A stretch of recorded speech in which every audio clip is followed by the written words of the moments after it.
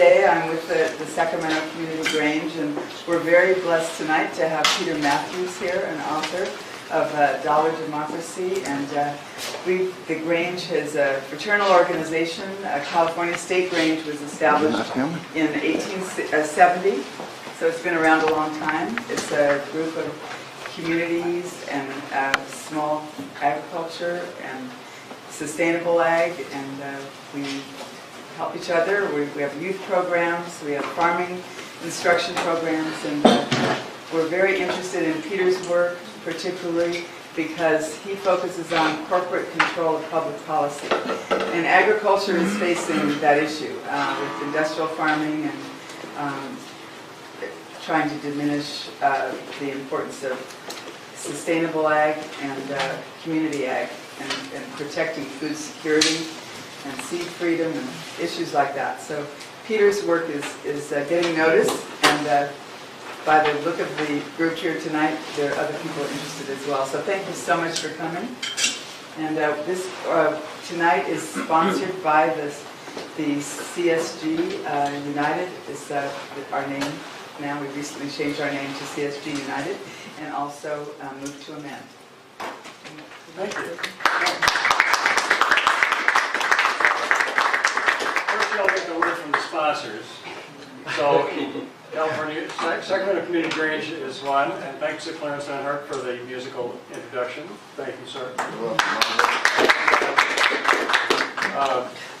Move to Amend is a local organization promoting two changes to the Constitution. One would say money is not speech, so we can regulate political campaign money, and the other says that corporations are not people, so we can actually have people in charge rather than large multinational corporations. Our speaker tonight is Peter Mathews. He spent 30 years as a college and university professor and is now employed as a full-time political science professor at Cypress College. Among his many other activities, he's also a featured political analyst and contributing partner on the Head-On radio show on KEID-AM in Los Angeles. And he was himself the Democratic Party nominee for the United States Congress in 1998 and ran a close race in the Long Beach, California-based congressional district. He's the author of the book Dollar Democracy, which you see over here, and will be around to autograph it after the presentation. I'd also remind you all that we do have materials for Move to Amend and Sacramento Community Grange at the back. Please take some, sign up. You can get plugged into local political activity that way. And now would you join me in welcoming Peter Mathews. Peter.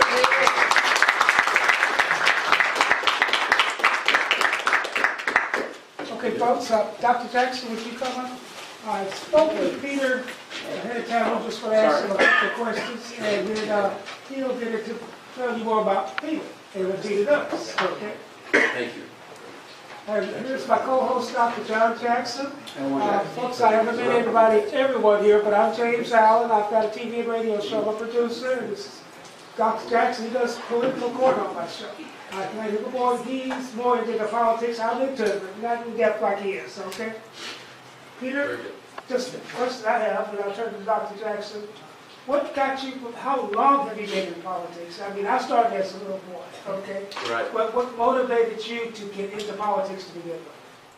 Well, I think the seeds of the quest for justice were sown by my parents. My dad and mom were both social workers, and Dad was a psychologist, Mom was a special ed teacher, but they did a lot of social work in helping those who had less than the rest of us. And I saw that example, and I think it came in, it became part of me, that the reason for living, I think, is to serve the human family. And we all belong to the same family, no matter what we believe, no matter what we look like, and that was really how my parents treated other people. And I saw it, and I think that had a big impact. But the seminal event was when I went to Berlin in my junior year of college, and I saw this in 1972. I saw this massive wall dividing the same people, the German people, a wall wider than this building. And I said, I've read about this in books, but this is incredible. And the feeling you got at that time was amazing because the Cold War was on, I crossed over to East Berlin. I got a chance to hang out and talk to the people there because Fidel Castro was on tour at that time. What fortune, I can't believe it. There were thousands of people waiting for Castro to come by his motorcade. I was able to meet these folks, have a few glasses of, what should I say, vodka or beer? I can't leave the pastor. I had a few drinks with him. Okay, it's okay. God's forgiven me, right? Just a few. And so while we're talking and having a good time, and I was able to get to find out what their lives were like. And the main question I had was, how do you folks feel about living here? And to find out exactly what the people on the other side of the wall were living like compared to the ones on the West Berlin side where I was living and staying. And it was like night and day. There were a lot of positive things about their society, which they told me about, universal health care, tuition-free education, a chance to make something of their technical lives, but what they missed was the freedom of conscience, the freedom to worship the way they wanted to, or worship, or even have political views the way they wanted to. And so I saw this wall dividing the same people, and I had a quest then in my heart to find out what is it that causes these walls to rise between us, so many people in the world, between men and women, between rich and poor, between those who are undocumented and those who are in a country that's secure. So my quest became how to bring those walls down and to create social justice. I think it started with my parents, though, and their values. Well, folks, I was mentioning Dr. Jackson. He's got a political corner on my show. He's got a PhD in leadership, and he was with the correctional facility here in California for 30 years, retired, okay? Very astute young man, okay? I said, yeah, we're both the same age. I just turned 67 a couple of days ago, and he did a few days ago. But Peter, Dr. Jackson's going to come back. He just ask a few questions, but you go ahead. Should we get started with my presentation? Okay. Well, thank you so much, ladies and gentlemen, and brothers, sisters and brothers. It's a pleasure and an honor being here with such a great audience of all kinds of folks who are from different walks of life and different communities. But I want to thank the CSG and, of course, Move to Amend, and Jan Ellen Ryan and Diana Ruday and others who are involved in both groups to put this together to me, because I think this is the main way we're going to change the world. And we have to change this world because it's not going the right way, in my view, and many of you would agree, I think. And I go back to what the scriptures say in Proverbs 29:18, where there is no vision, the people perish. Am I right? Where there is no vision, the people perish. And we know this from our history, from our philosophy, from our spiritual studies, that there were people like Dr. Martin Luther King. He had the vision. He had the vision that every human being belongs in this earth with dignity, that we have to treat each other the way we are in terms of our character, not the color of our skin. But the vision went beyond that. When Dr. King was brutally assassinated, he was really fighting for economic justice. Am I right? Yes. Of course, he was fighting much of his life for racial justice, but economic justice to bring up an opportunity for those who were the sanitation workers of Memphis, who were paid next to nothing, whose lives were in danger every day. And Dr. King's vision, we've actually, I think, in my view, lost a lot of that in this country today. We've lost the vision of Franklin Roosevelt, our FDR president, who was the president during the Great Depression, who said that we have nothing to fear but fear itself, and also economic Bill of Rights.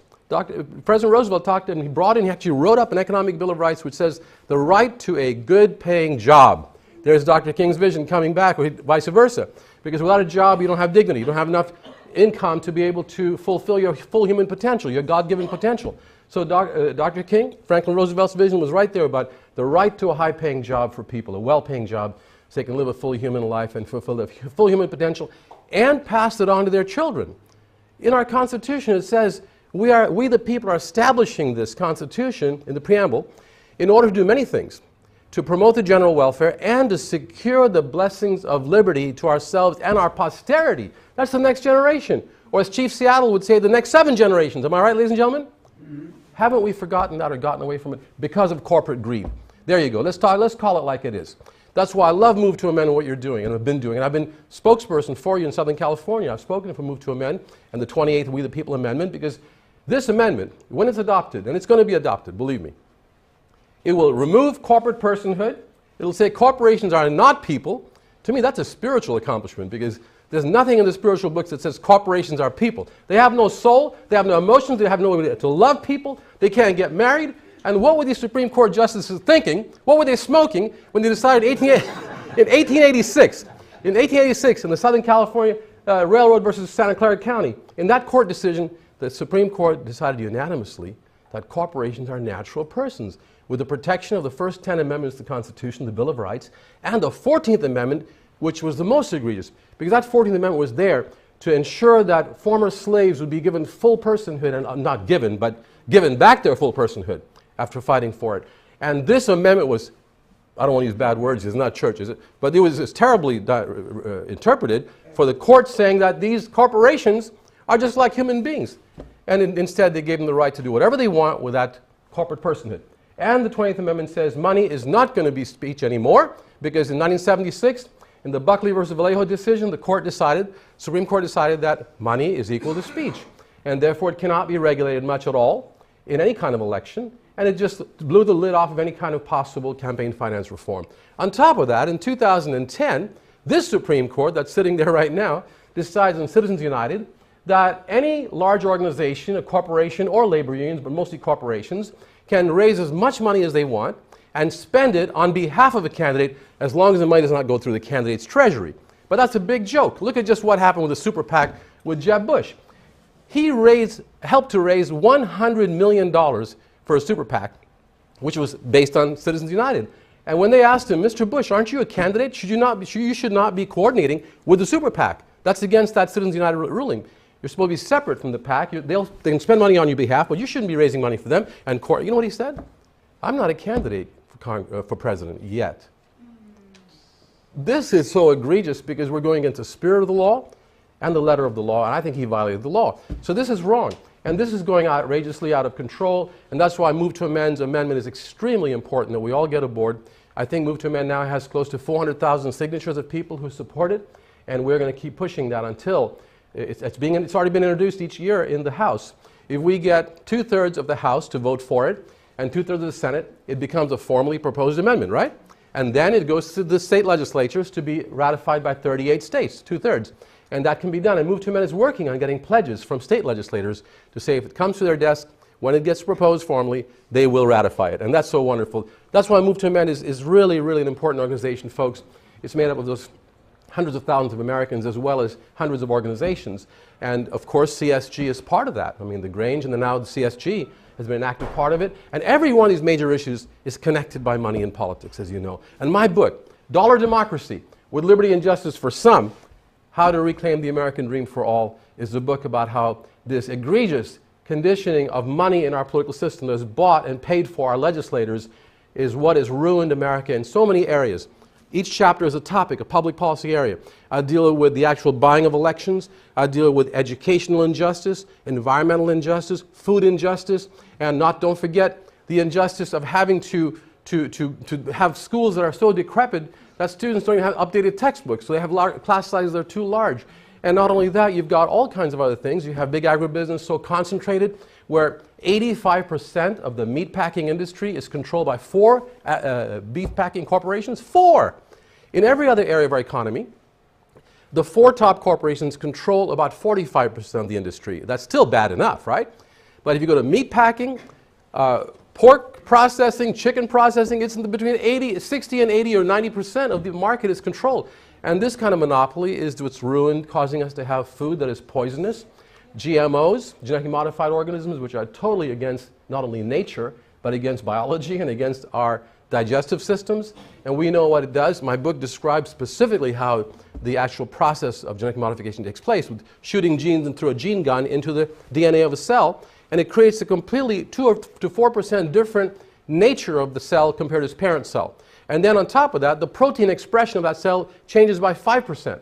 So you got all kinds of poisons in our body because of GMOs. And it's because the big corporations such as Monsanto and Cargill and all the others who defeated Prop 37, that was our labeling bill, which I support. I work with Pam Larry on it here. It is so important. I have a 4-year-old daughter, ladies and gentlemen. She's almost 4. I keep thinking she's 4. She acts like she's 5. She's an amazing little girl. Her name is Paige Amara Mathews. We named her Paige for literary value because my wife, LaToya Baker, is a writer. And I also have something to do with education, right? So I teach. But our little Paige Amara Mathews is 3.5. And we try to shop at organic places as much, at least once a week. But look at the other, and we can't do it always because then sometimes we're in a rush to get somewhere. We have to stop by and buy her something in a restaurant because of what's going on. So we try to get her the bean burritos. It's a little business, a small business that I think is fairly healthy, but we don't dare put chicken in there because that could have hormones, right?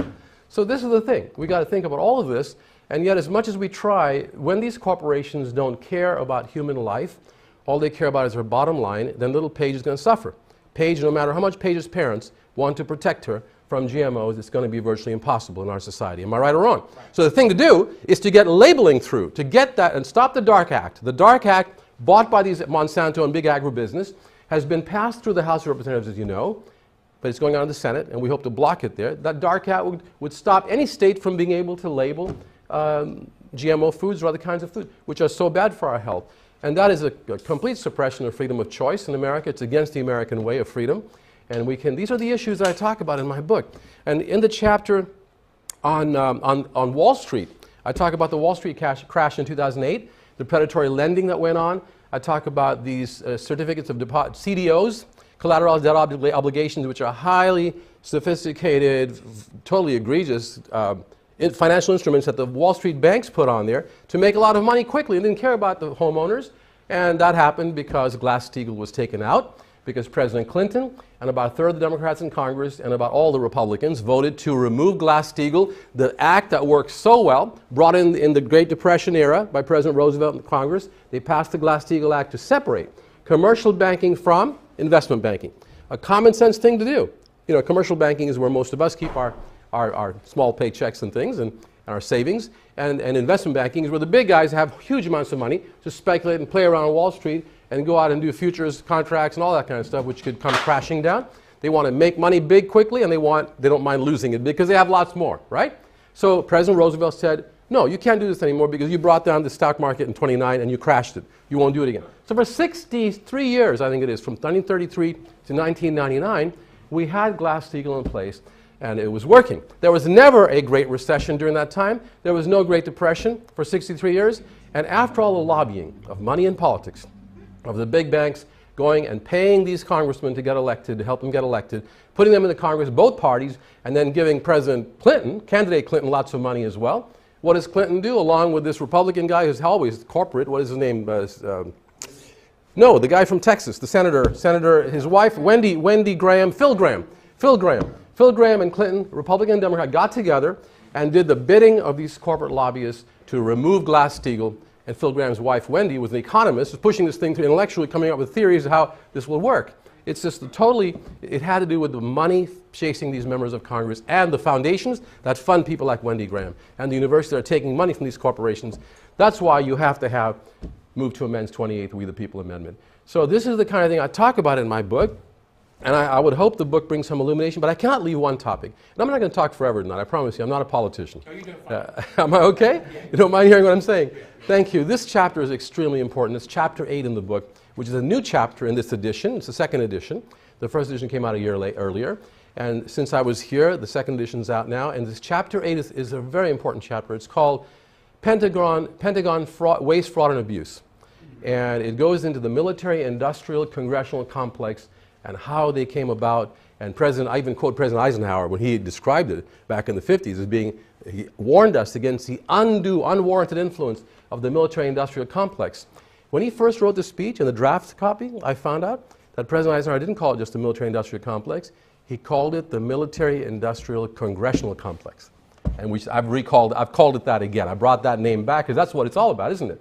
It's not just the military and the industries like Lockheed that are doing this. It's members of Congress that the enablers. They're the ones who vote for this and take campaign contributions from Lockheed Martin to build the F-35 Joint Strike Fighter, which, by the way, the Rand Corporation said this F-35 Joint Strike Fighter cannot turn, it can't climb, and it can't fly. If an airplane can't do that, what's it supposed to do? Here's an example of this Joint Strike Fighter. It was contracted by Lockheed Martin with the U.S. government, the Pentagon, to be built 20 years ago for a price of $67 million. Put that number down in your mind. $67 million per plane, okay? When this Joint Strike Fighter came into production, was put on, ready to be used by the government, to be bought by government, 10 years late, by the way, it had all these problems. The engines were catching on fire. It had all major, numerous problems. It was grounded several times. Finally, it was bought by the government and used. This Joint Strike Fighter, 10 years late in production, arrival, cost the government an average of $200 million a plane. From $67 million to $200 million. And by the way, the contracts are written that way. And Congress is the one who signs those, votes for the money for it. And they sign it with the Pentagon. The contract says in small type, cost plus overruns. That means if Lockheed had said we'll do it for $67 million, the government says we'll sign off on it. And in the very fine print it says, but there's also going to be cost plus overruns. In case Lockheed comes back 10 years later, how about that money? We're going to charge you $200 million and you got to pay, and the government pays. And I've got actual numbers, dollar amounts that members of Congress took from Lockheed Martin and the committees that they sit on that pushed the F-35 through. when even some of the generals and admirals said, we don't need this airplane. We could use the F-16, the F-18, which are good fighters and bombers. They do separate things. Good fighters and bombers, is that a contradiction or what? We shouldn't be killing anyone. We should be using diplomacy and negotiating. But the thing is, even if you're talking their language, these bombers do different things, and they try to put all of it into one airplane. That's why it's such a disaster. So even though some of the leaders of the actual military said, we don't need this, the lobbyists pushed Congress, and the Congress has an F-35 caucus. What do you think about that? They actually have 36 members of Congress. I listed their names, by the way, and the dollars they got from Lockheed Martin and others. I've exposed a lot of stuff, a lot of people. So I hope you're ready for this. I'm waiting for the, you know what, to hit the fan, which I'm looking forward to. But this F-35 caucus, you know what caucuses in Congress are set up for? To promote some kind of public interest that's good for everyone, that people like to specialize in, right? And yet, this F-35 caucus, the only interest they have is getting more and more money to Lockheed Martin to build more and more of these planes that we don't need. They are totally wasteful, and it's just unbelievable. So that's what this book is about, and I like to connect that with philosophical and spiritual principles. This is not just about money and about the wrong airplanes. This is about who we are as human beings. What are we as a country? What is this country's soul? The Bible says, what doth it profit a man if he should gain the whole world but lose his own?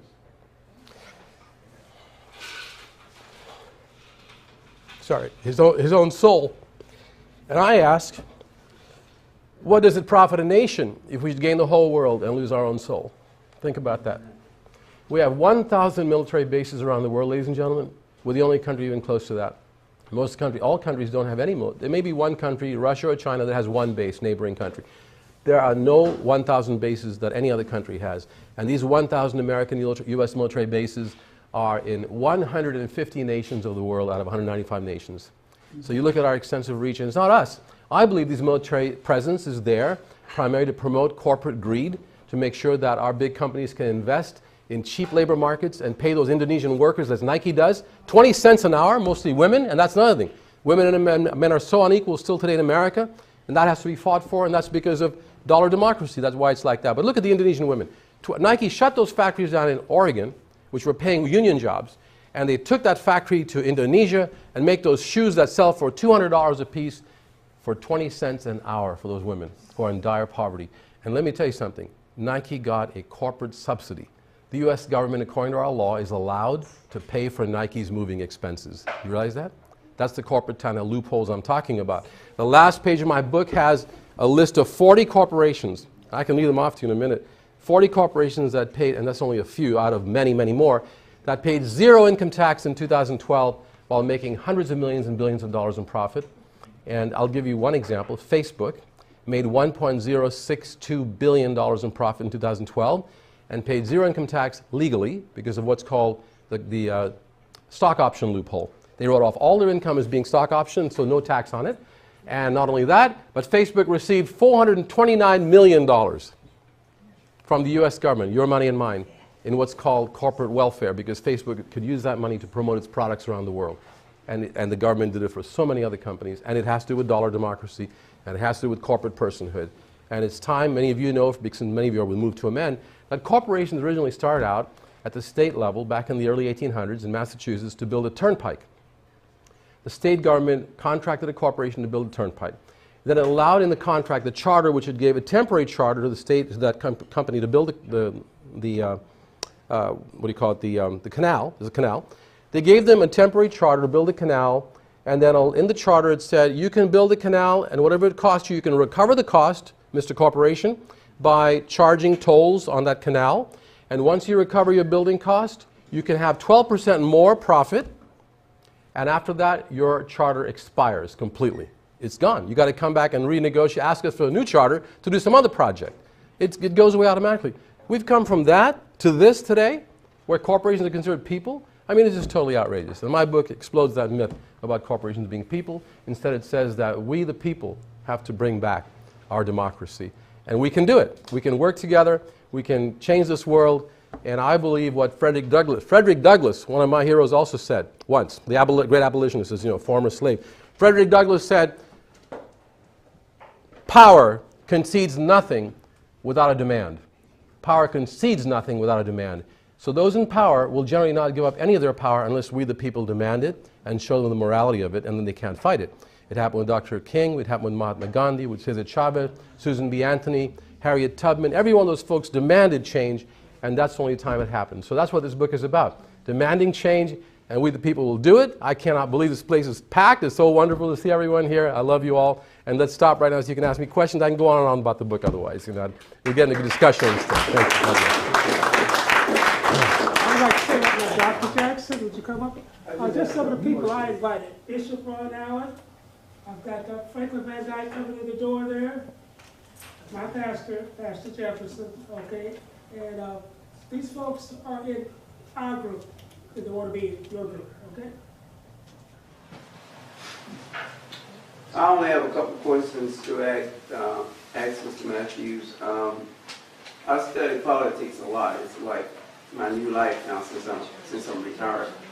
And my question is, given the ruling on Citizens United by the Supreme Court, why do you feel that they failed to be able to elect Mitt Romney in 2012? What do you think Great happened? question. Wonderful question. I'm pretty sure I know what happened. I studied it very carefully. And I think it has to do with this country. In the presidential elections, we have a high turnout, much higher turnout. In midterms, are much lower. And we know the folks that stay home during midterms, but in presidential elections, these folks come to work, to vote. And they're the young people, Right. many people of color, Right. lower income people, and those are naturally Democrats. And not only that, but President Obama, candidate Obama, in an amazing way, was able to put together the new Democratic coalition. It's an expanded version of FDR's Democratic coalition, isn't it? Mm-hmm. It's not just the workers, the African-American people, and the urban population that he put together, Roosevelt put together. Now President Obama and his remarkable talent, and I certainly don't agree with every single thing he does because I do believe we should stop TPP, but the president's done a lot of good things, and in this case, it was magnificent how he's built this larger coalition of young people, lower income people, people of color, women, and this Democratic coalition, and I would like to think of it, it's a progressive Democratic coalition. And we need to push our politicians to go in that direction. But he put that together and expanded it. Right. That's why they couldn't beat Mitt Romney. I mean, that's why they could beat Mitt Romney, I should say. Would you agree with that, sir? Or do you, I may have missed something. I agree with you because I actually felt that we've become so diverse that you can't buy us anymore. That's right. And my other question about money is why are the Koch brothers, as old and evil as they are, still trying to control this country? Greed. I mean, they're half dead. Yeah. Well, I'm not sure about that, but you can check with their doctors. I think this is a great question because it gets to the heart of what is that drives these extremely greedy corporate leaders around the world. They've got so many billions, and they're not satisfied with enough millions, which gives them a great lifestyle. I think it's an addiction, and it's some degeneration of humanity, of the human side of those people. I think they better get back in touch with their humanity. Right. It's the same thing. What does it profit a man if he should gain the whole world, but lose his own soul? And this is it. Right. You know, to me, that's what it's about. That it comes down to our humanity, who we are as people, and why we're in this earth. Why we're in this earth? What are we on this earth for? Just to go out and buy a few more Lear jets and have 5 more yachts instead, Mr. Cokes? Right. You know, what's it all about? So that's what we have to talk to these people. But more than that, we've got to demand from them, as Frederick Douglass said, change. I also have a statement for rich people, no matter how much money you have, when you die, you're going to hell or heaven broke. So, either way you go broke, you got to go broke, right. And one final question politically. Why do you think Donald Trump, because I actually believe he's going to be the Republican Party nominee, because he has the money, and he knows how to play to the crazies. He's doing a good job of that. He's doing well? Because I think on the right wing, on the side of the spectrum, the Republican side, and the Tea Party wing is so powerful in the primaries because they're so active, these right-wing Republicans, that even the so-called moderate Republicans have lost the control of it, and Trump knows how to push people's buttons. He's got the money, and there's also a self-fulfilling prophecy. A lot of people think, this guy's got the money, he won't be bought by the corporations. Are you kidding me? He is the corporation. And yet people are so naive, so my book points that out. A billionaire can't save us. He wouldn't even have the incentive to. He might say what he wants to get elected, but the point is this man is part of the problem, right? Gambling casinos and big corporations not caring about workers and then slamming immigrants. People that come to this country for a better life for no fault of their own. We know for a fact it was NAFTA, it was GATT and WTO that caused this decrepit downturn in the Mexican economy across the border and many other global south countries, Guatemala. These folks, because of NAFTA and free trade, were destroyed over there, the middle class. And the U.S. government, you know, subsidizes big farmers here, right? So big corporate farmers dumped their corn on Mexico with free trade and drove out the Mexican family farmer. And where should he or she go to make a living? They go to some factory in the maquiladoras, which are just as bad as anything else across the border, which pay next to nothing, the maquiladoras. And they go to work there, and they can't make a living there, so where do some of them come? The daring people to risk their lives to save their families, and we should be actually honoring them in so many ways, and certainly welcoming them and saying, we want to fix this, because I know they're not coming here for the food. The food is great in America. I love California food and cuisine. They're not coming here, because Mexican food is just as good. I've been to Mexico 5 times, all over the place there. I've driven my car through there, I took a plane one time, but anyway, what I'm saying is they're not coming here for the beaches, they're coming here to make a better life. Right. And it's because our corporate elites, along with Salinas, the corporate president of Mexico back in the 80s, along with the Canadian Prime Minister, pushed through a free trade agreement which had nothing, no labor safeguards, no raising of environmental standards, and that was the crime. And that's why they're coming here, and we should welcome them and give them a path to legalization. And I have one final question. Yes. Why do you think the new adopted child of the Koch brothers, Rubio, why do you think they adopted him? These are great questions coming from a political scientist. They're adopted Rubio because he seems to be the guy, well, first of all, he's Latino, so he's an ethnic minority, and they know they can't compete against progressives unless they have some kind of a smoke and mirrors game. Right. It's a color game. So bring this Latino guy in who's a senator, son of immigrants, came from modest background, and they can trump him. They can put him up there as a replacement for Trump, but being that he's a better guy, because people think Trump is a joke and he might lose. Trump will lose the general election to either Hillary or Bernie. There's no doubt about that in my view. But I believe that Rubio will be put up there as this American success story. Rags to riches family, left communism and came to this great country of freedom. And then Rubio is bilingual, obviously. And they're going for the Latino vote, aren't they? They've been desperate to get the Latino voters back, which they've lost, mostly, since Prop 187 in California. So they're putting him up there for that reason. And these guys are not stupid. They're just selfish and greedy. I agree with you. It's not going to work, but I just wanted to hear That's great questions. Go ahead. Yeah. Peter, do you mind if I elaborate a little bit? Not at all. Please do. Come on up. I'm Jan Ryan with Move to Amend, and by the way, we are a nonprofit, which means we are nonpartisan. So we cannot talk about candidates or support one candidate over another. But I did want to point out that how it is that all these things that we want cannot be done because of corporate constitutional rights. For example, Peter talked about GMO labeling. Now, as misinterpreted, as absurdly interpreted by the Supreme Court, now they say that corporations have a constitutional amendment, the same rights as us under the First Amendment. So even if Congress passed a bill, which would be a flaming miracle, saying that requiring that GMOs be labeled, the corporations could go to the Supreme Court or any federal court, and they could say, excuse me, this violates our First Amendment rights. And the Supreme Court has found, under the First Amendment, that there is a constitutional right not to be forced to speak.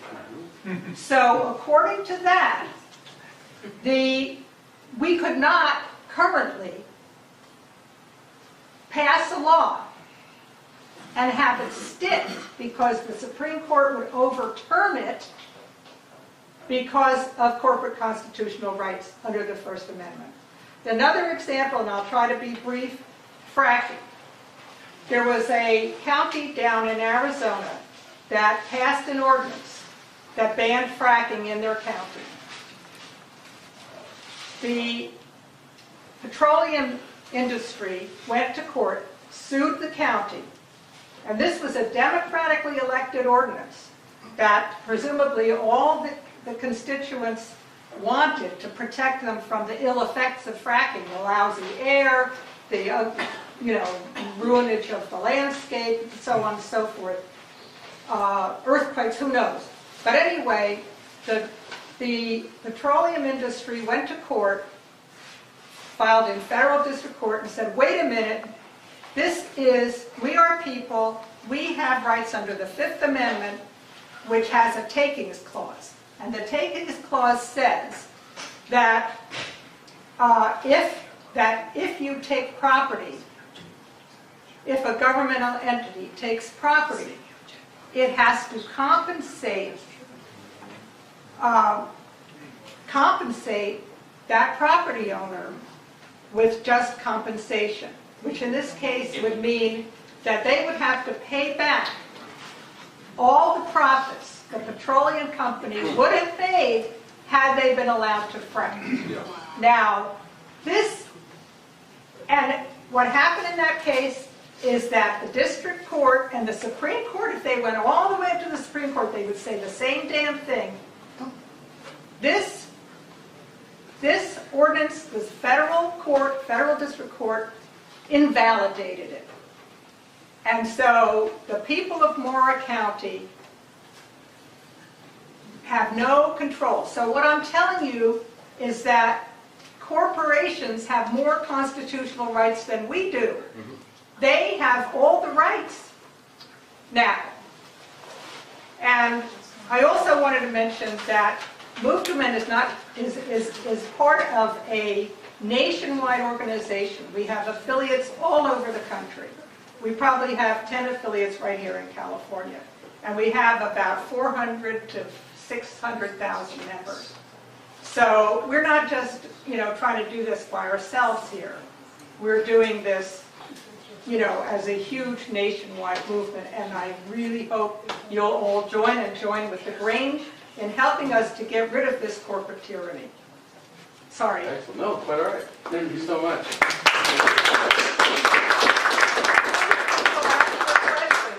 Jan, I just wanted to mention, Jan, you mentioned Vermont.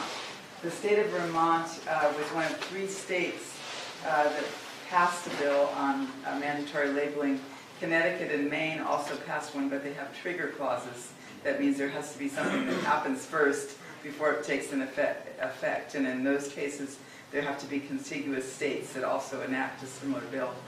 But in Vermont, it did not have a trigger. It went into effect, but it was challenged in court by the corporations. But in my understanding, it didn't. Vermont won, and Right. it's going to be Monsanto challenged effect. that. Monsanto lost the case in the lower Right. court. They're going to appeal to the So the Supreme only Court. thing that would wipe it out is if the Dark Act in Congress passed, because that would preempt states from requiring a mandated label on genetically engineered foods. And so that's why we don't want the Dark Act to pass, because it's a preemption of local and state control. Right. And I'm afraid if it went to the Supreme Court, they would overturn it. Yes, yes, let's go to your question. Sure, I'd like to say a few more things here. Just to finish. Go ahead, please.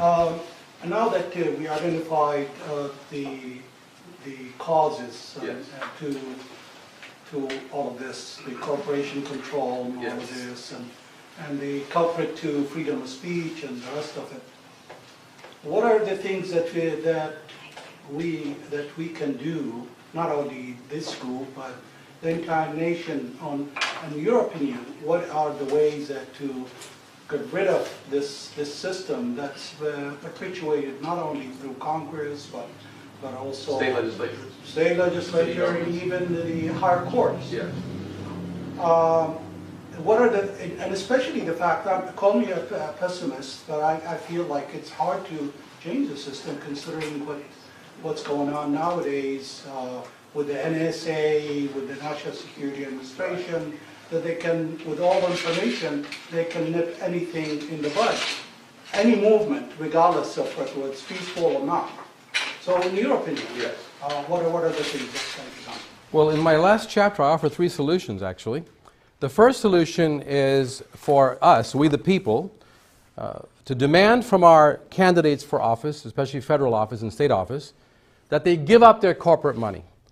I have a list in my book at the end pages of 535 members of Congress, the Senate and the House, with their direct phone numbers into Washington, D.C., And there's a live person that answers those. Get his name or her name and say, I want to talk to this member of Congress, and there are 10,000 more of my fellow voters in my district, and here's my district number. I identify their number, the district numbers of these Congress members. You call them and demand several things. First is give up your corporate money and then offer to help them get elected through grassroots support and through small donations of yours and ours. Organize 10,000 people in your district to do that. And when they get phone calls, these members of Congress do pay attention. They have to, because they don't get elected directly by the money. They get elected directly by the votes, right? So first thing is to demand it. Second is I've got a 13-point demands plan here that could be at the same time told to them, here's what we demand of you if you want to stay in office, and we've got your number. And we live in your district. We're your neighbors, sir. First, demand point. Give up campaign money from corporate lobbyists and win without it, as Professor Paul Wellstone did in his grassroots campaign and became U.S. Senator from Minnesota. Second, run as clean money candidates. I'm going to talk about that as my second solution. The state of Maine pioneered clean money elections. Even Arizona picked it up, and a few other states are using it partially. The third, rely on volunteers and small donations from individuals. Fourth, close unnecessary corporate tax loopholes to bring in money to invest in America and pay down the national debt. Fifth, create high-paying jobs and stop outsourcing them. You tell the congressman that. We're demanding. We pay your salary, sir. Ma'am, we pay your salary. You don't pay us. The next, bring back quality tuition-free education, as in all other advanced countries and as in California had from 1960 to 1980.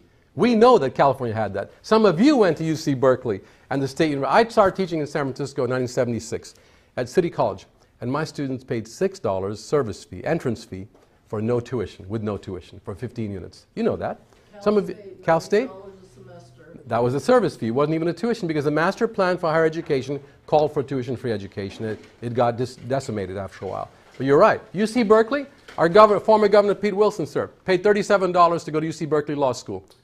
That's it, for all 15 units for 3 years. And Governor Schwarzenegger paid $6 for all 15 units at Santa Monica College, and he got a 2-year degree there and transferred and got a bachelor's. So these are the guys that are taking it away from us now, and you demand it back. They should take his degree. There you go, take it back.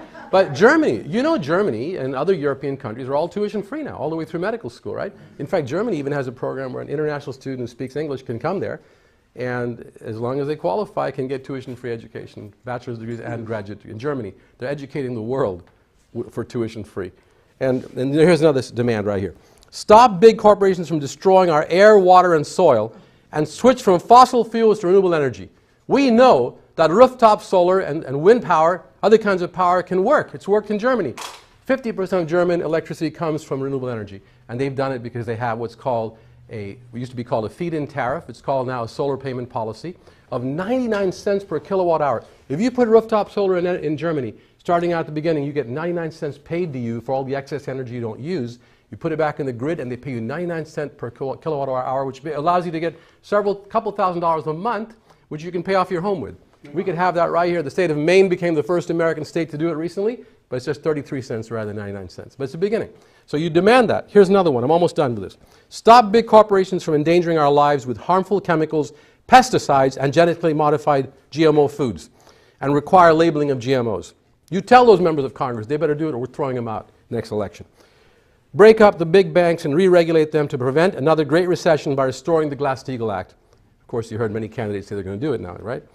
Except for one or two. Implement a financial transaction tax on Wall Street to make it pay for destroying the American economy and to help rebuild the middle class. Next one, end waste, fraud, and abuse in the military spending by auditing the Pentagon, the only government department not audited. How many of you knew? The Pentagon, the largest, most expensive government department, does not have an audit system. They have no uniform computer or accounting system. They've rigged up old computers with COBOL language to keep track of their weapons and their spending, and it's way off. There are so many billions lost every year and stolen in the Pentagon because there's no tracking of that. There was a young man named Sean Aiken, who I documented in the book. I got his story. Sean Aiken was a veteran of 2 tours in Afghanistan. He had shattered his hip. He had PTSD. He had mental health problems. He was trying to recover, right, in treatment. He has a wife and 2 children. And they were living in an apartment, and they had to pay their rent regularly. Sean's salary was $3,300 a month. October 2011, his paycheck went from $3,300 a month down to $2,000 a month, just like that, died. He was flat. He couldn't believe what's going on. So he went to the higher-ups and said, what's going on here? They said, we'll look into it. Don't worry. Next month, it goes down again. By December, Christmas time, 2011, his paycheck was $117 with no explanation from the Pentagon. This man was desperate. He had to go to food kitchens to get food for his family. He had to get toy giveaways, 1 toy per child. That's it. That was it. At the Salvation Army, wherever he went. And he had to borrow money to pay his rent. This is a veteran, ladies and gentlemen. Finally, Reuters wrote about the story. They put it out there. And when it got out there, guess what? The Pentagon investigated, and they said, you know what? We thought that we had overpaid him. That's why we were taking the money back. We thought we had overpaid him. Then they found that they had never overpaid him. They made a mistake because they don't have a good accounting system. And they gave him all the money back after that horrendous experience this man had a veteran of ours had to face. This is outrageous when you're spending $367 million per F-35 Joint Strike Fighter Navy version. $367 million. By the way, our Congress just voted for $1 billion this year to buy several F-35s, which don't even perform properly. Those planes lose to China in a simulated war. So let me just finish. I'm almost done here, promise. I talk way too much, don't I? Hang on. Okay, one sec. Okay, I'm here. Create small business opportunity by providing low-interest loans and lowering their taxes. How about that? If you're going to increase the minimum wage, which we should do, to $15 an hour, let's lower the tax on small business or give them government subsidies instead of subsidizing ExxonMobil and Chevron and everyone else. And the last but not least is the 13th demand I would recommend that the reader should put toward these Congress members. Sponsor the We the People 28th Amendment to the U.S. Constitution that states that corporations are not persons with natural rights and that money is not equal to speech and can be strictly regulated. This will get big money out of politics, prevent corporations from buying our government, and return our government to the American people. That's the last one. If your senators and congressmen are not responsive, let them know that you are organizing thousands of neighbors or voters in your area to vote them out and support non-corporate bought candidates in the next election. Above all, share the information in this book with your friends and neighbors. This is how peaceful revolutions begin. And that's exactly what we need. That's the first solution. Tell them to run as a Wellstone with no money from the corporate lobbyists. Second, bring in clean money elections at the state and federal level. Right now, only 2 states have it comprehensively. And the way that works is in Maine, if you want to run as a clean money candidate, all you have to do is say, I'm going to raise $5 from 65 people, voters in my district. That's my nominating fee. I turn the $300 over to the Maine Election Commission. Automatically, the Maine Election Commission puts you on the ballot and creates and calls you a clean money candidate. You can use the label. And the Election Commission, the government of Maine, writes you a check for several $1,000s of public money to run your campaign, but you have to agree not to accept any private money, not even your own private money, not to spend it on the election, so you can be bought by the people, not the corporate lobbyists. When Maine brought that in 1998, they passed that law. By the year 2000, they tried it for the first time, and guess what? 80% of the Maine legislature was clean money elected. Today it's 70%. They're still doing good things in Maine. It became the first state to bring in a feed-in tariff. It also became the first state back in 2000 to implement a comprehensive health care system because they weren't bought by the lobbyists. So it works in Maine. It worked in Arizona to some extent. In Arizona, though, even some of those right-wing Tea Party Republicans got elected without the money. They still got elected because of clean money. So you still got to change the mentality of people. Clean money won't solve everything. That's the second solution. The third and the most comprehensive solution, which I'm working with 100%, is the move to amend the We the People 28th Amendment. That has to be passed. And I'm here at your service. You want me to go out and speak for the 28th Amendment? Let me know where and when. I'll be right there. Just give me a ticket to come up here. I have to drive up here, you know. Because I'm teaching full-time also right now. I'd love to do it. I'm doing it in Southern California as well. Who else? Who's next? Yes, sir. Yes, my name is Peter Burris. There's another Peter here. Yes, Peter. Good name. And I'm running around the country. If you notice the truck and the trailer out there, that's what drives me around. But what really drives me around the country is a cause, and that is to fix Congress. And I think we're beginning to identify here that we can make common cause along this line, because so much of what you've mentioned makes reference to Congress, and if we don't fix Congress, all bets are off. That's right. And let me just mention to you something, one of my favorite quotes, which is that from Aristotle. You have to go back almost 3,000 years to find this.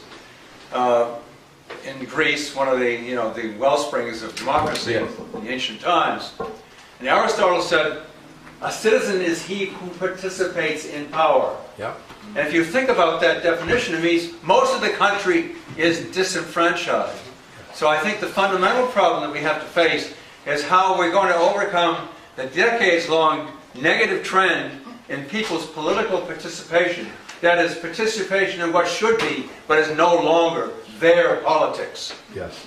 And if we can get at the nub of that problem, and I hope we can talk about it here, then we're getting to the real root of an issue, because According to our Constitution, the people are the sovereign power. If they don't exercise it, again, all bets are off, and the great American experiment will fall into the rubbish bin of history. And I don't want to live. I don't want to live to see that. And I'm sure nobody else here wants to see that as well. That's right, absolutely right. I would agree with you 100%. And I would say one of the things we could start doing is, and I want to describe this in one of the chapters of my book, is let me read this little section on politics, what's happened. And Aristotle was the ancient Greeks said politics has to do with the community, the polis, right? Being involved in the community, the affairs of the community. I say politics has been reduced in America today to the science and mechanics of winning elections. The heart, soul, and mind have been taken out of it. The expert advisors tell the candidate what to say when speaking, what message should go in the brochures, how it should be presented, what should be in the candidate's 30-second TV commercials, even what to say and not to say in public debates. All these experts, advisors tell him or her this, right? That's how they've been running it in the public. When he is elected, this rubber stamp politician owes not only his donors access, favors, and votes, but also the campaign experts who helped put him in office. The basic formula has been, win the election so you can have power. Use your power to do some minimal good as you see it, but don't say anything or do anything that may alienate your mostly wealthy corporate donors, even if it might promote the common good. So what kind of politics have we come to today? We've taken the heart, mind, and soul and the truth out of it, and instead it's all about winning. I experienced that because I ran for Congress without corporate money. I was outspent 5-1 and still got 45% to 52 doing grassroots campaigning, speaking in churches and college classes, community organizations, having a lot of volunteers. But I couldn't overcome at the end because the other guy slammed the mailboxes with 10 mailings in the last 2 weeks, including 5 of them were lies about me. So we couldn't recover from that. But the point I'm trying to make here is we've got to get our candidates, including the ones who are in office, to start talking and speaking the truth of what they believe, not what the polls tell them, not the nuances of focus group results, as unfortunately some of our Democrats are doing. And I'm not endorsing Bernie Sanders here. I'm just telling you, there's a prototype of someone who's got a record of starting at grassroots, running without corporate money, without developer money, as mayor of Burlington, and he did in fact lose 6 times before he won by 10 votes through volunteers. From then on, he's got a record. He campaigned on the promise when he ran for mayor that he would take the the privately run utilities, which was charging them too much. They were charging the consumer way too much. He said, I'm going to take this private utility, I'm going to use the taxpayer money in the government and buy it and make it non-profit and lower your fees, your rates. And he did it. And from then on, it was up. Congress next and Senate. So I'm not endorsing Bernie Sanders. I'm just saying, when there are examples of someone that's got high visibility, is doing what ought to be done at every single level, we need to use that as an example and urge every one of our candidates, including our city council candidates, to do the same thing. Would you agree? Mm-hmm. And that'll bring a lot more voters back, because now they can believe in the politician and the leader, not just know they're saying a few things to get elected. Someone else, I'm coming to you, but was there other woman that, I'm going to give some gender equity here, and then we'll come back to you. Yes, Diana. I just raised my hand to ask if you know of any other state that's done a move to amend. I know there's some cities, I know LA. Oh, that I've endorsed it, you mean? I believe Vermont. I believe Vermont was a state that I believe Vermont did, and I'm not sure about the other states. So we're working on it. Do you know, Jan?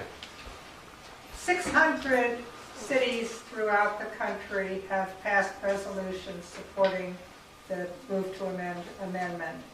And including Los Angeles, by the way. And I believe 16 states. 16 states. 16 states. There you go. So the people want it. When they know about it, they want it. So this is building pressure. You know, there's 2 ways to amend the Constitution. One by Congress, as you described. Or the Article 5 Convention. But the other is, I think it's what, Mark, help me out here, 3/4 of the states? No, it's Article 5, which also says the second way to amend the Constitution is that 2/3 of the states' legislatures call a convention. And then it has to be at the convention, it's proposed, and it goes through 3/4 of the states' legislatures to ratify it. Right. At the convention, it's convention method. It's the Article 5 convention. Yeah, that's good. But anyway, 600 or more communities have passed ordinances, and we're going to try to do that right here in Sacramento.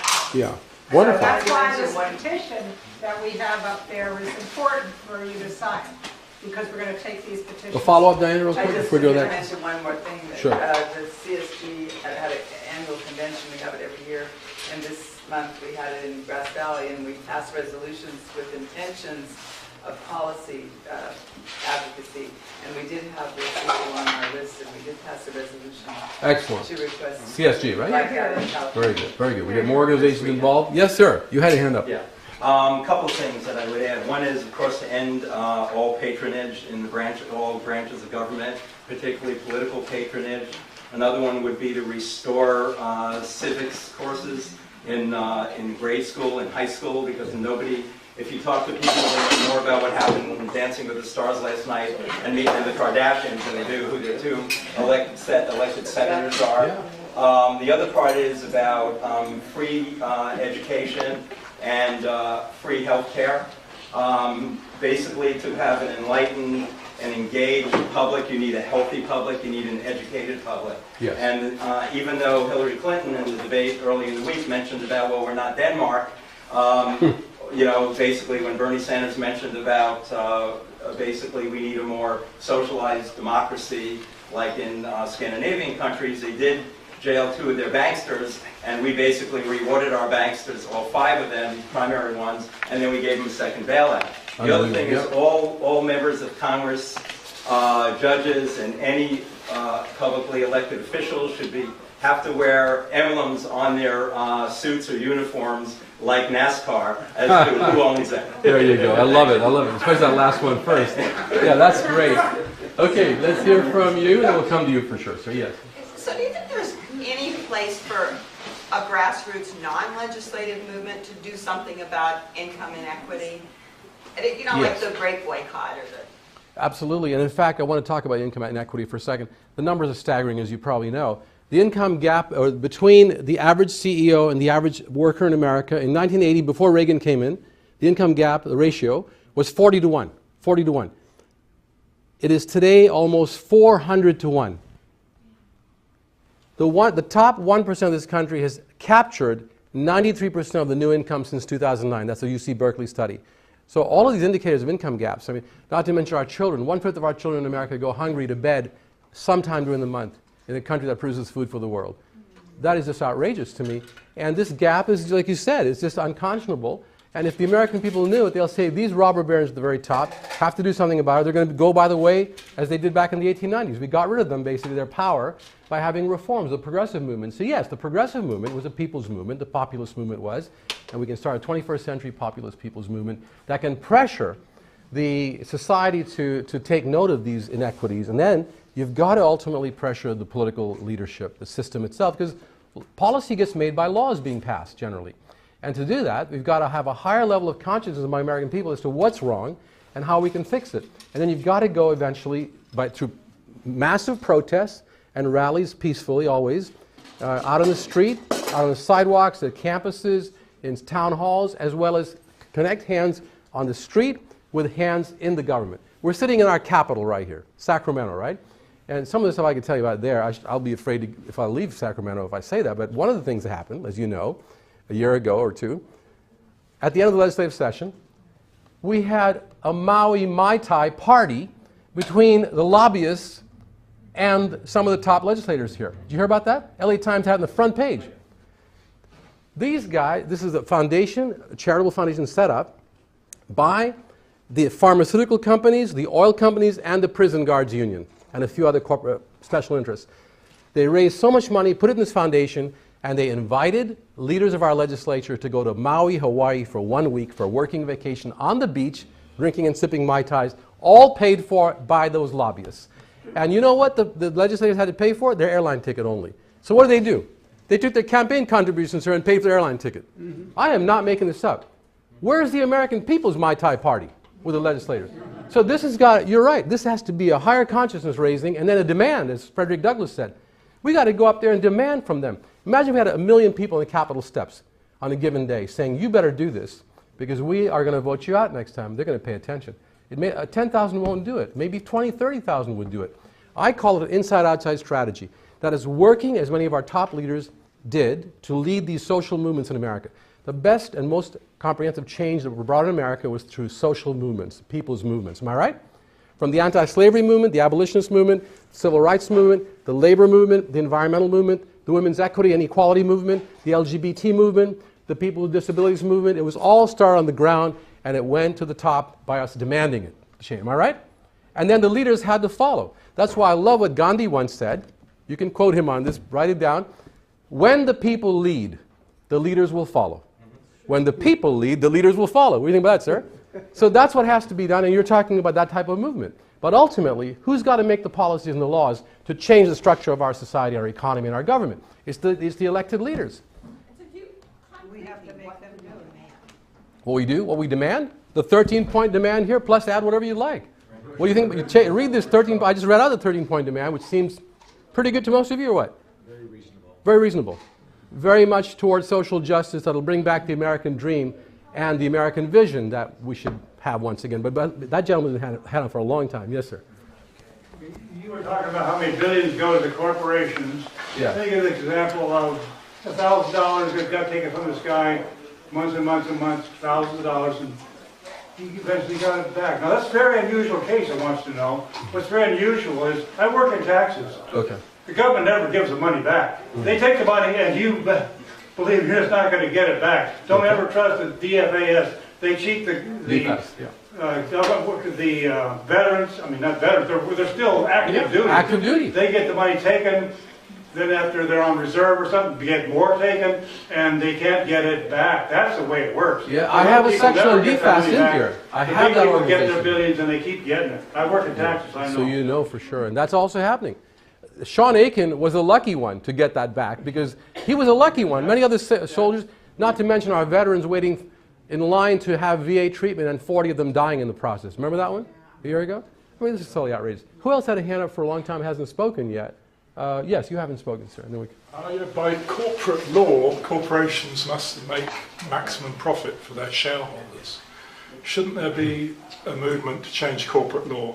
Yes, absolutely. And we just found out, and we need to verify this again, that there was a Michigan court case that has modified that principle slightly in a specific case. I'm not sure if it's been brought into all of the cases of the requirement that corporations have to make the most profit or not.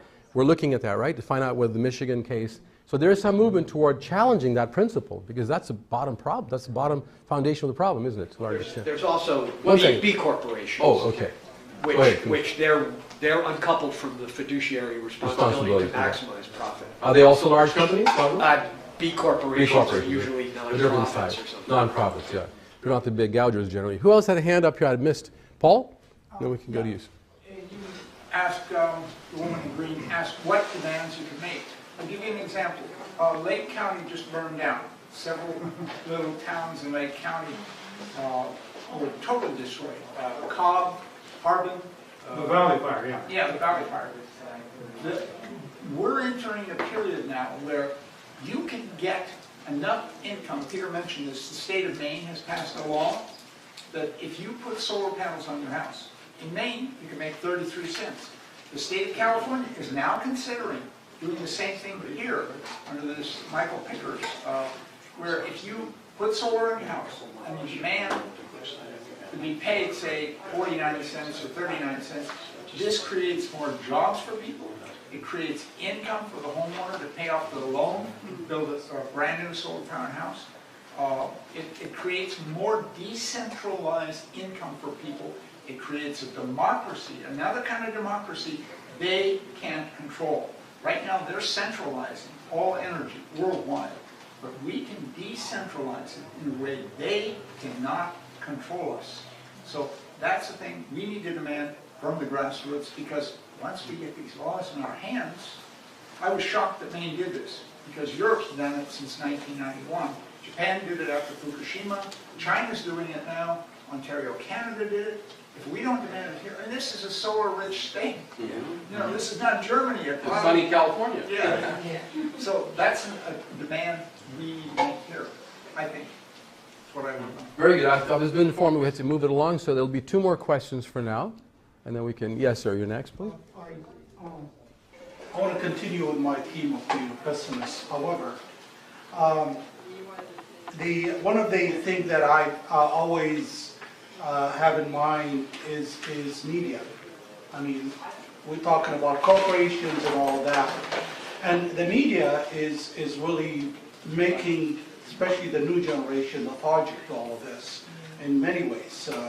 And in your opinion, how can you affect the media, considering that is a very powerful tool that supports these kind of things that we are all trying to change? Yes. Well, we start with, sure, great question. I've been on the media. I've been a political analyst for KEIB, which was owned by Clear Channel, the same station Rush Limbaugh was on. I was on Saturday. I had half an hour to come in with progressive views because we had an audience. I have hosted KPFK, Pacifica Radio, several times, so that's already automatic because they're progressive, right? And they're a smaller audience. So how do we get to the mainstream media to be able to affect this change? I would argue that there's an opening now in some of the mainstream media as long as we have an audience for this message, and we have to somehow get it in there here and there with people that are interviewed.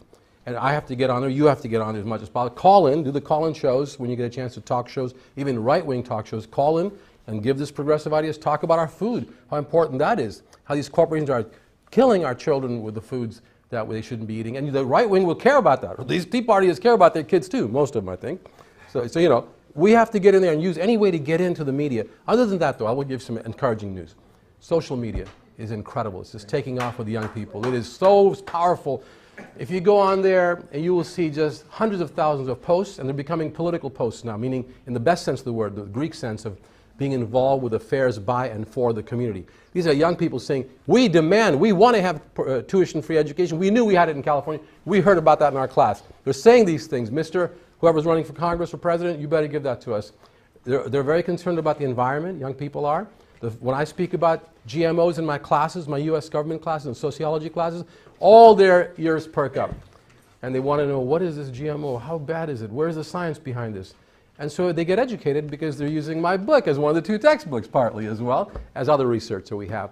So I have a lot of faith in young people to have social media. We can go around the corporate media to some extent with the social media. Ultimately, it has to be word of mouth.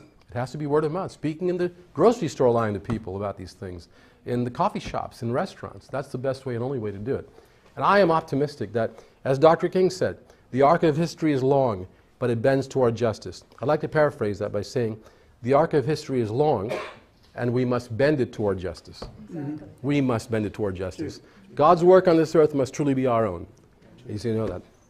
I need one. Was that the second or first or the last one? The first. There was one more left, so that's you. Go right ahead, sir. So it's really important. A century ago, Charles Beard proved that corporate personhood was based on lie. First thing I learned in political science in 1961, Professor Patton said, Roscoe Conklin just went up and said, we decided in the committee that corporations are people. That was a lie. Everybody knows that's a lie. And yet, couldn't we just get Congress to pass a resolution? This whole structure of Citizens United is based on lie. Forget about that. Undo that. We're going back to the truth. Why don't we do that? That would be a great beginning. We could put that resolution forward, start putting it out there when I get around to the media and also door to door, and when I'm speaking in public, I'll raise that issue. But we have to go beyond that, as you know. It's going to take a real toothful, not toothless, move to amend type amendment to get this thing really done ultimately. Even if it takes 10 years, the Chinese proverb says, a 1,000-mile march begins with the first step. We've got to do that. That's it. I'd be for the resolution. We can get people to sponsor, even members of Congress or grassroots people, or church groups could sponsor it. The churches, by the way, can get involved in social issues. They can't take sides on partisan politics, but as you know, many of the African-American churches have been very, very involved with social justice, and I love them for that. Now, let me say one last thing and ask you a favor, all of you, please. If you don't mind, I've only got like 8 or 9 book reviews in the last 3 years. A lot of people bought the book and read it and how great it is, but they haven't gone on Amazon and did a book review. If you want to do a book review of 2 or 3 sentences of what you thought of the book, if we get 100 reviews, Amazon will publicize the book even more. And I think this book really is going to be a guide to action if people would get it. Dr. Michael Parenti, a political scientist from Yale, said, Peter Mathews provides us with stories of his personal activism along with a cogent political analysis of what is happening to our country and our world. With clarity and courage, he fights against dollar democracy on behalf of real democracy. Then he says, this is the clincher, well written and well informed, this book is a citizen's weapon. Don't you love that? A citizen's weapon, a nonviolent weapon. Thank you so much. God bless you all. Thank you.